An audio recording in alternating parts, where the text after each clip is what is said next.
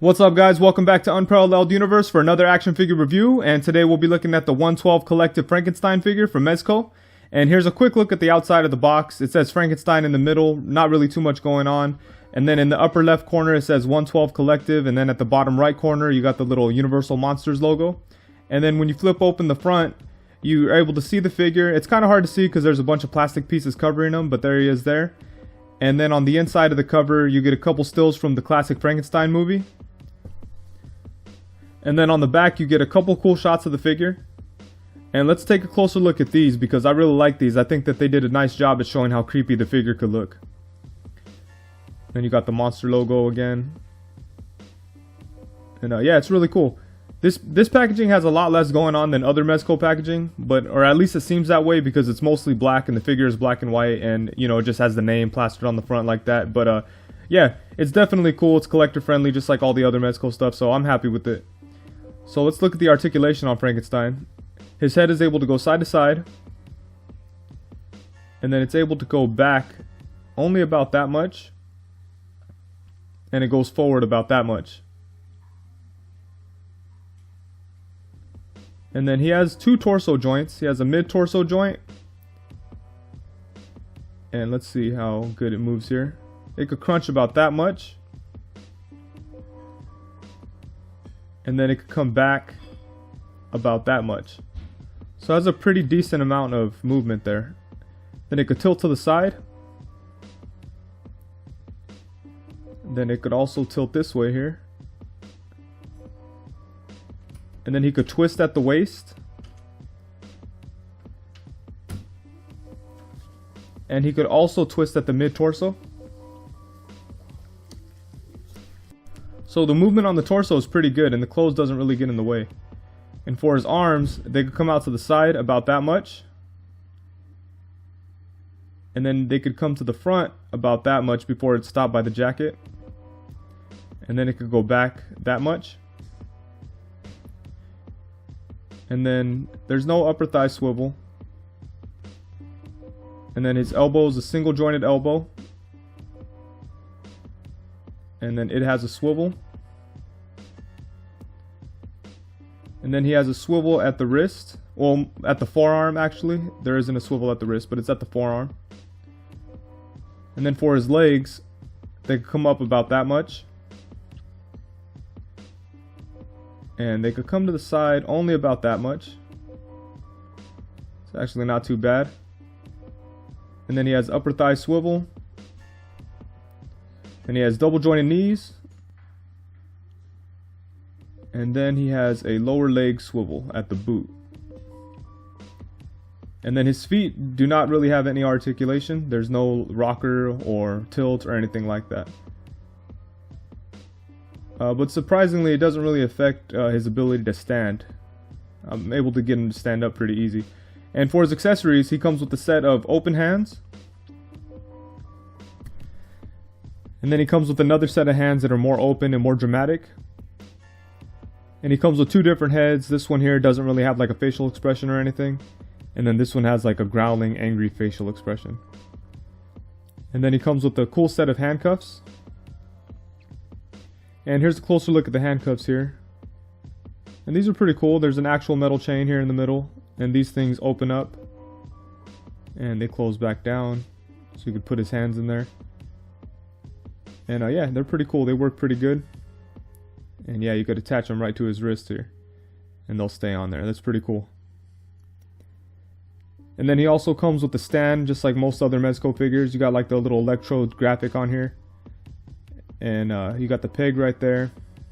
And if you don't want to use the peg, you could just pop it out with the plastic arm. And then you just stick this in there. And then this plastic arm has two joints. And it's pretty tight, and you could also tighten if you need to. And this can swivel, and this opens up so you could clamp onto the figure. And here's what he looks like just on the stand without the peg. And the peg holds him pretty good.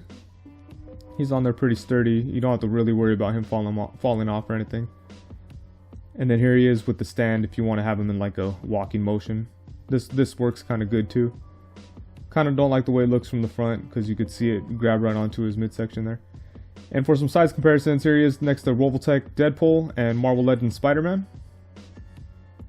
And it's 6-inch scale, but you can see that he's a little bit taller than your average 6-inch figure. And then here he is next to Mezco 112 Collective Spock and Mezco 112 Collective Dark Knight Returns Batman. And he's taller than both of them, which is really cool too. And then here he is next to Mezco Armored Batman and Mezco Classic Captain America. And look at that, he like towers over Captain America. It's very cool. And as for his head sculpt, they did an amazing job at capturing the look of Boris Karloff from the classic Frankenstein movies. He's got a couple scars on his face, he's got the little metal thing on his head, and his hair is flat all the way around, very screen accurate. And yeah, he looks really, really good. I really like the exaggerated like eyebrow area, it looks perfect. And then you got the bolt here on his neck that looks really nice. And as for his other head, it's like I said, it's like a growling face. It looks really cool, kind of looks like he's smiling a little bit, but I do like it a lot. And yeah, the paint and sculpted details are great on this guy. I really like the black and white effect that they did. It looks really, really cool. Then here's a closer look at the whole figure. And the whole figure doesn't really have much detail to talk about because he's just a monster in plain clothes. But this is done, all the clothes is done really well. All of it's pretty loose except for the shirt. It kind of fits on tight. And yeah, the sculpt on the hand is really cool. There's like some dirt in his fingernails and his fingertips and stuff. Then you got the little metal thing running down his arm here. And yeah, all the sculpted pieces look really, really nice. The pants look really good. The boots are cool. Like I said, there's no kind of articulation or anything on them, but they're sculpted really nice. Same thing on this hand. You got like the dirty fingertips. And yeah, the clothes is really well done. There's just not a lot to talk about as far as the character design or anything like that, so it's not like I could talk about the intricate details of the sculpt. I do like the way that they did the shirt here. It kind of folds down, or it's like tucked in, so you don't have to worry about it fraying or anything. So that's pretty cool. But yeah, it's a really good looking figure, and the clothes is really, really well done.